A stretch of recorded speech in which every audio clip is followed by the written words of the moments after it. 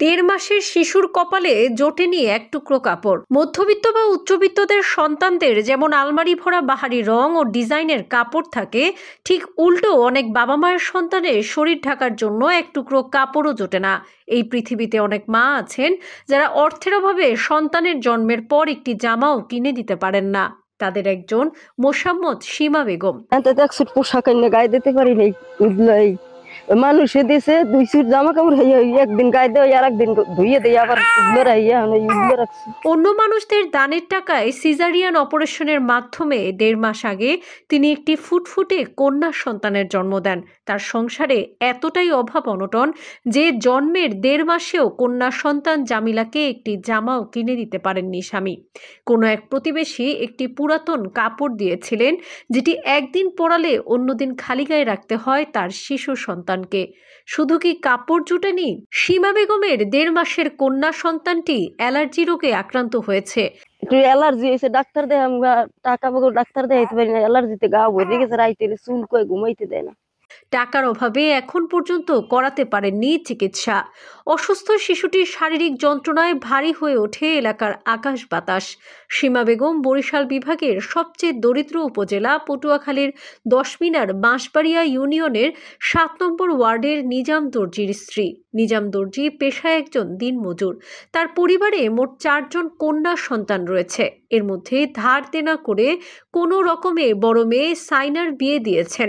সীমা বেগমের স্বামী নিজাম দর্জির আয় সংসারের চাকা ঘুরে না।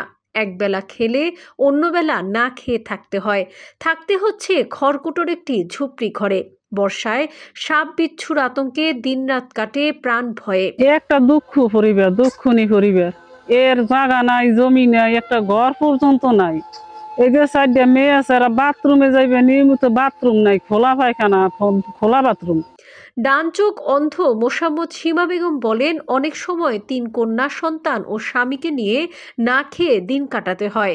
1.5 মাসের শিশু সন্তানের অসুস্থতার অসহনীয় কষ্ট তার সহ্য হয় না।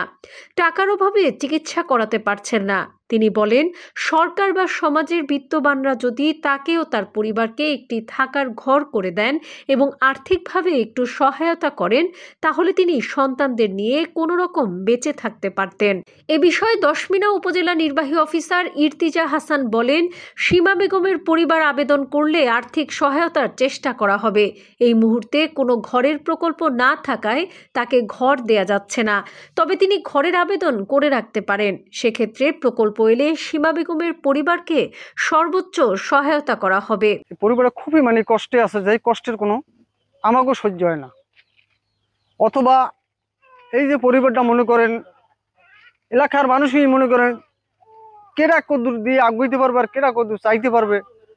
অথবা মনে করেন ঘর দুয়ার নিয়ে মনে করেন জোয়ায় বন্যা হয়, সেই বন্যায় তলায় আবার হেসে, এইসব ধারণার গুণা মনে করেন খুবই কষ্টে, কেন না খাইয়ে থাকে।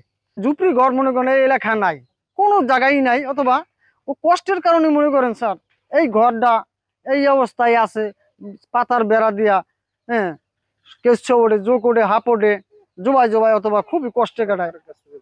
হ্যাঁ, সরকার যদি মনে করেন এরা যদি আল্লাহ রাস্তায় একটা সহযোগিতা করতে, একটা ঘর